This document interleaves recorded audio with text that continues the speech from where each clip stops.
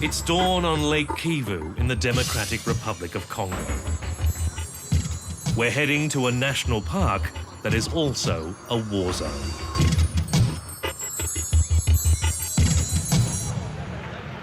Kahuzi-Biega is one of the last strongholds of Africa's endangered gorillas.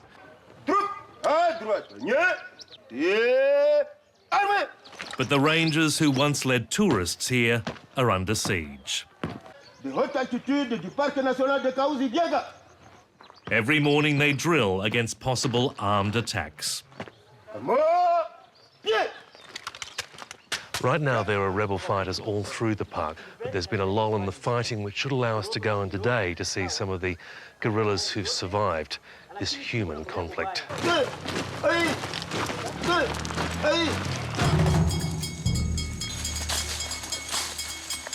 Finally, we get the all clear and head into the forest.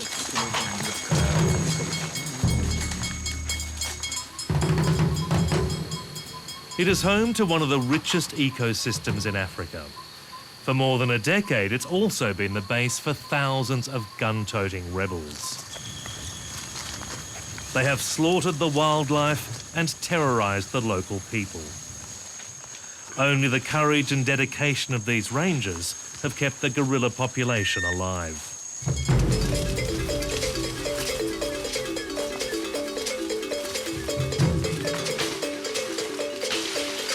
Just an hour after leaving the road, we come across our first great ape, an adult male silverback.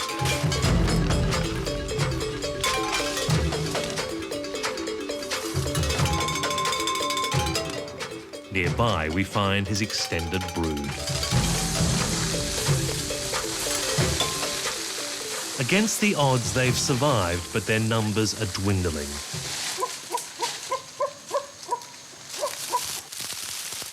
More than 2/3 of these gorillas have been wiped out since the war began. Even as they feed, they hear the sounds of war. Military planes fly overhead, supplying troops fighting the rebels. This is quite amazing to be seeing these animals in the wild. They show no fear of humans, but of course they should, because unbelievably the rebels have been killing these and other animals for food and selling the orphans as pets. And it's quite sobering to think that even in a tiny way, each and every one of us could be contributing to the war that's killing them.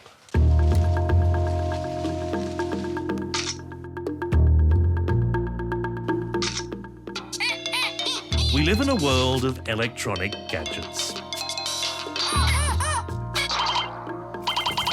Whether it's the latest iPhone, laptop or PlayStation, they all depend on a miraculous mineral known here as coltan. All inside a simple sculpted design that feels great in your hand. It's a simple ore that can store vast electrical charges, allowing computers and other devices to become ever smaller and more complex.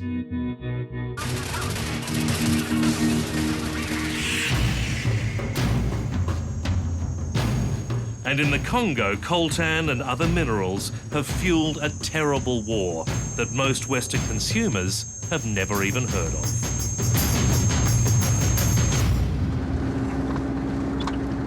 At one point in the war, Coltan, which is this mine we're going to today, was the main source of profit for rebel groups in the Eastern Congo, particularly in 2000 and 2001.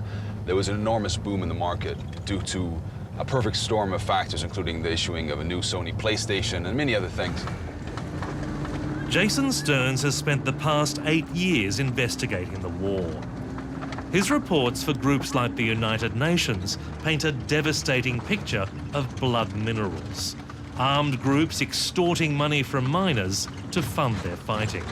You can basically imagine the Eastern Congo as a shifting pattern of various such mafia-like organizations, with the largest one would be the Congolese state itself, which some people compare to a very large syndicate or racket itself.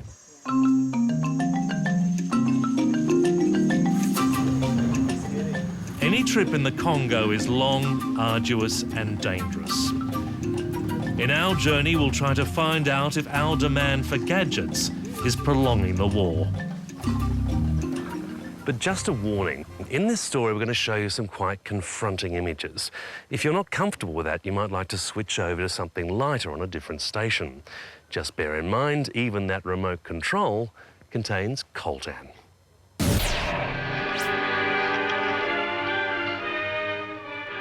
Ever since Europeans arrived in the Congo, it's been a place to plunder. Even Hollywood films like African Queen have traded off romantic notions of the dark heart of Africa. I never dreamed that any mere physical experience could be so stimulating. Outsiders brought misery, from Arab and Portuguese slave traders to the British journalist Henry Morton Stanley. He not only found the lost explorer Dr. Livingstone, he made a fortune helping Belgium set up a colony that became a byword for brutality.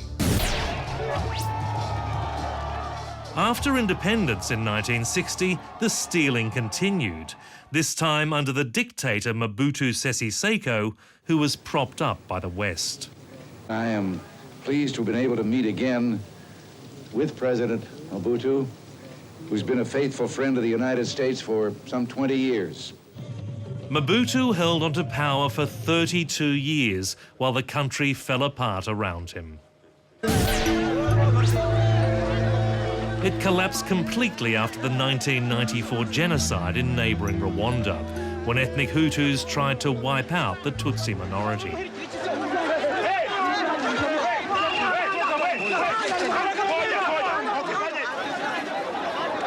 You had almost close to 1 million people massacred, and then 1 million refugees streamed across the border into the eastern Congo, along with the people who had committed the genocide.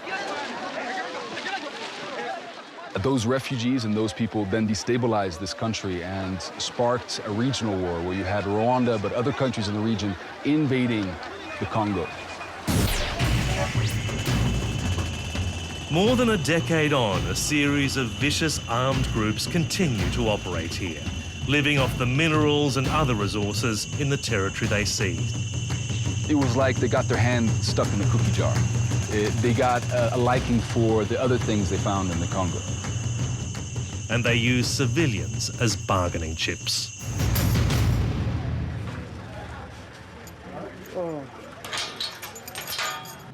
What you're about to see is hard to watch, but it's the true face of what's going on here.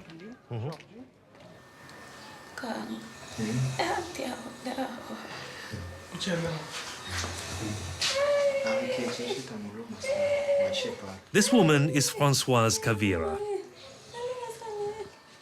Rebels attacked her village in one of the frequent turf wars for mineral-rich territory. They set fire to more than 250 houses. Alicia Lala, who's 24, lost her children as well. Cette dame, elle était dans sa maison. Donc les inciviques, en fait, ils sont arrivés, ils ont fermé la porte et ils ont mis le feu. Ils ont mis le feu et elle ne saura pas dire comment elle s'est retrouvée dehors.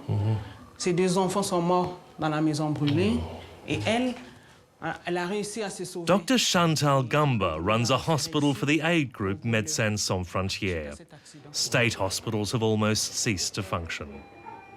Every day she deals with the casualties of war. Lives destroyed, families torn apart, children suffering with adults.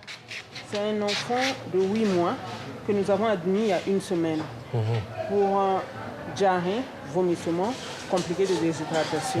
Donc quand tu regardes l'enfant, l'aspect clinique par rapport à ses 8 mois, tu vois bien que c'est un enfant qui est malnutri.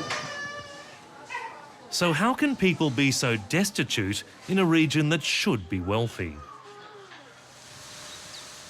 The hills of eastern Congo have some of the richest mineral deposits in the world. Not just coltan, but vast reserves of diamonds, tin, or in the case of this area, gold.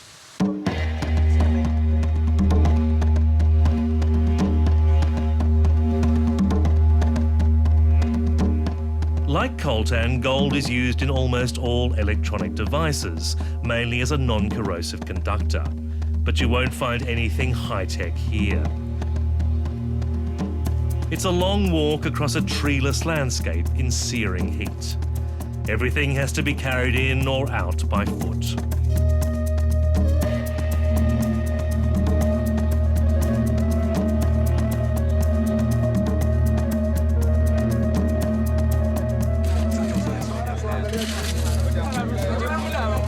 Hundreds work in primitive and dangerous conditions. Many are children.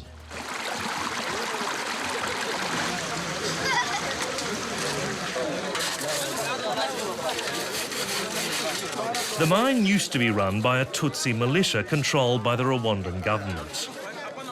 In a recent peace deal, it was merged with the Congolese army, but as far as exploitation goes, it's business as usual.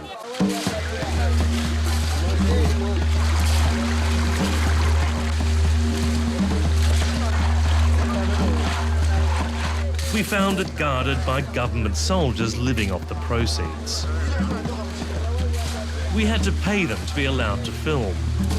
The miners have to pay them just to work here. They operate as rackets. They offer protection to diggers like the diggers in the Coltan mine. And if they don't get a payback, there's always the threat of violence. Even though they give half of what they make to the soldiers, it's the only way most have to make a living. So here's the thing, just about all these small mines have to pay off the gunmen, whether it's the militias or the Congolese army. But the war has so ravaged the local economy that there's really no choice. If you shut down all these mines, many of these people would just starve, including the children.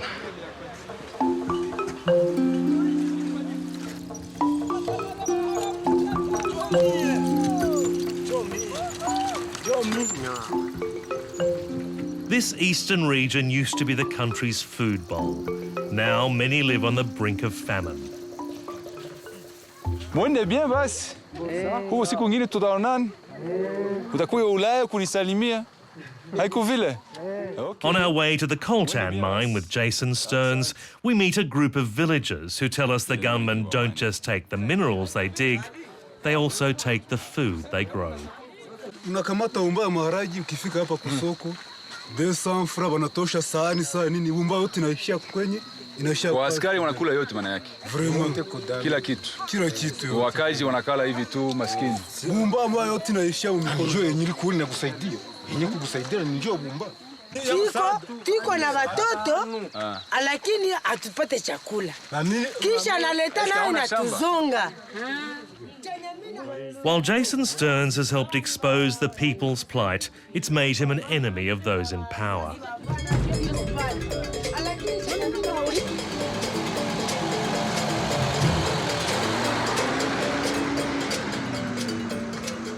When we reach the Coltan mine, we're ordered to put our camera away. With a hidden camera, we can show why.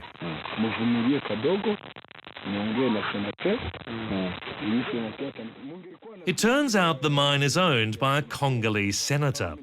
Even though we have all the government documents allowing us to come here, he refuses to let us enter. Oui, patron. Bon, nilishawasimamisha bote ni wazungu waine bako na ordre de militia kutoka Kinshasa.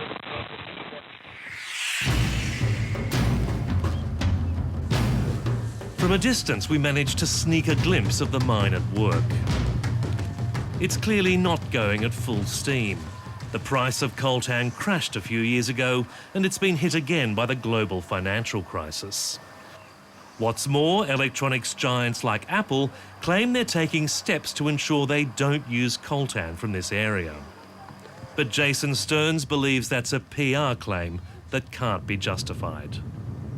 I think as long as you have militias in Eastern Congo taxing these mines, they will find a way of getting these minerals onto the international market. They'll smuggle them onto the market, they'll sell them to countries like Malaysia, Thailand, or China, who do not have the same sort of focus on due diligence and transparency as countries like Australia and the United States may have.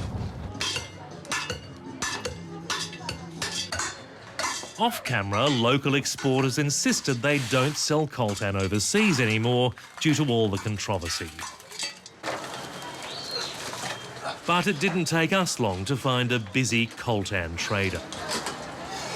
Mr. Innocent Watuta buys it directly from the miners and sells it to those same local exporters. He says he's still trading coltan, but making a lot less money these days and has little idea of where it ends up. À notre niveau, c'est dernier temps qu'on a appris que c'est le téléphone mobile, c'est le, je ne sais pas moi, les ordinateurs. Australia is the only other country to have large reserves of coltan, known in Australia as tantalite. But the Australian mine has stopped working, claiming it can't compete with cheap African exports. Comme vous savez, il y a un mouvement dans l'Ouest de pas acheter coltan de l'Afrique, du Congo. Qu'est-ce que vous pensez à ce mouvement? Nous pensons que c'est une autre façon aussi de pénaliser les Africains, en particulier, mais aussi les sites kivusiens, les Congo en particulier, pardon. Nous sommes en difficulté et je pense que si on pouvait injecter un peu d'argent dans cette activité, donc l'activité minière, ça suffit au lieu de nous donner des dons, toujours des dons qui ne nous servent à rien. C'est puisque il paraîtrait que là chez vous, vous dites que le coltan de l'Est, c'est le coltan d'Issa, je ne sais pas quoi. Mais en vérité, je ne pense pas que ce soit le coltan d'Issa, puisque c'est ça, nous vivons au départ de ça. Coltan does feed the rebels and does fuel conflict or enable conflict. It also feeds 300,000, 400,000 people who are just petty traders or digging in the pits. So we don't want to throw the baby out with the bathwater. So what do you say to people who might be watching this thinking, should I get an iPhone, should I get a PlayStation? I think that there's very little that can be done at the moment to prevent people from buying iPhones and PlayStations. I think that if you really want to get rid of conflict in the Eastern Congo, I think it's going to be the government's job to do so.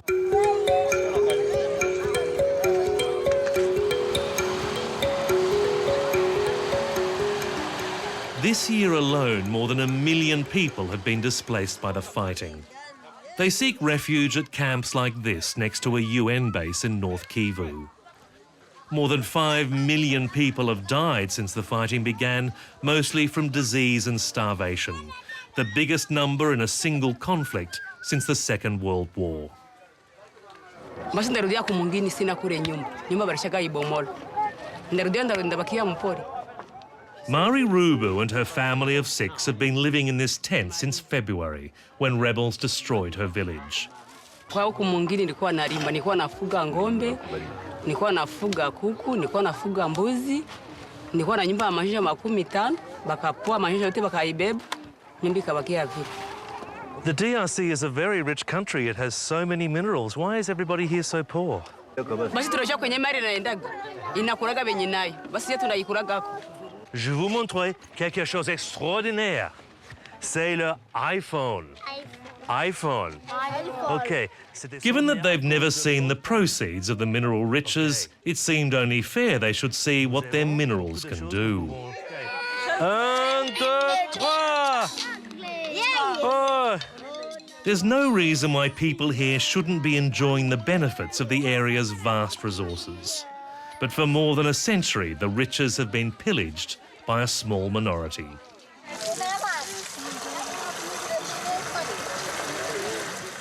One of the constitutions of the Congolese Republic under Mobutu had 14 articles, and Mobutu said, article number 15 is fend for yourselves. And that has become sort of a doctrine for many Congolese. Fend for yourselves. Is it wrong that I steal? I have to do it. I have to survive.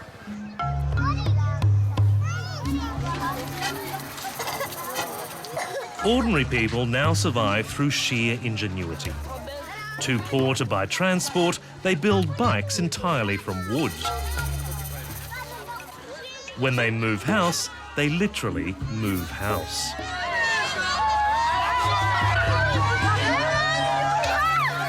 Such resourcefulness is necessary because the government exists in name only. The state employs officials, but often doesn't pay them. They demand bribes without providing services. Even security, such as there is, comes courtesy of the international community. The United Nations has its largest peacekeeping force in the Democratic Republic of Congo.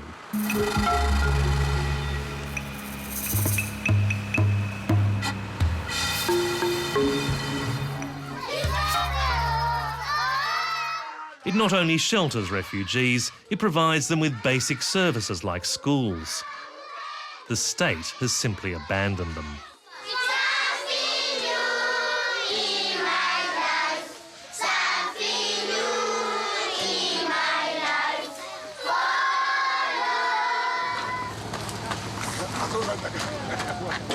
The UN supports the Congolese army, even supplying them with food. That's controversial given the role many Congolese soldiers play in attacking their own people.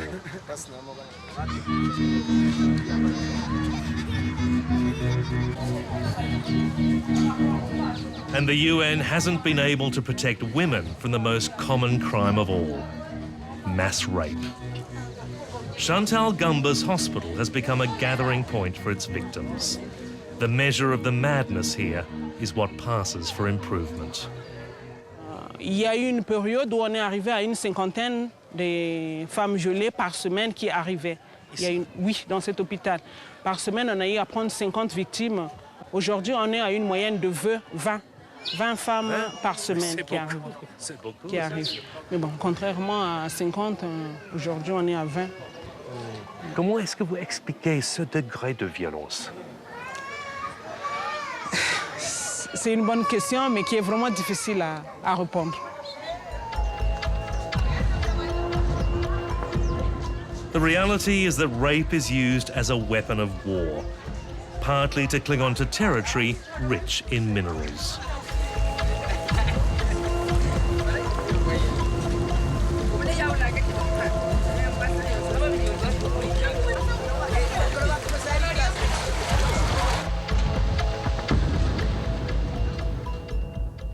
So, where does this all leave us? Are minerals like coltan helping fund this war? Absolutely. Has coltan, or tantalum as it's also known from the Congo, wound up in your mobile or laptop? Well, it's impossible to know. And if the world stopped buying these minerals, would it end the war? Well, all that's certain is it would put hundreds of thousands of people out of work. Perhaps the real question is why we need a connection with mobile phones to care about what happens here. So let's end this story where we began. It says much about our Western sensibilities that the plight of guerrillas has done more to raise awareness of the war than the plight of people.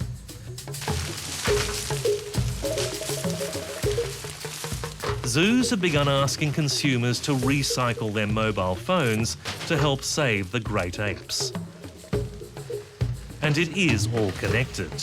People won't be safe until these animals are too. All are in danger from the same militias.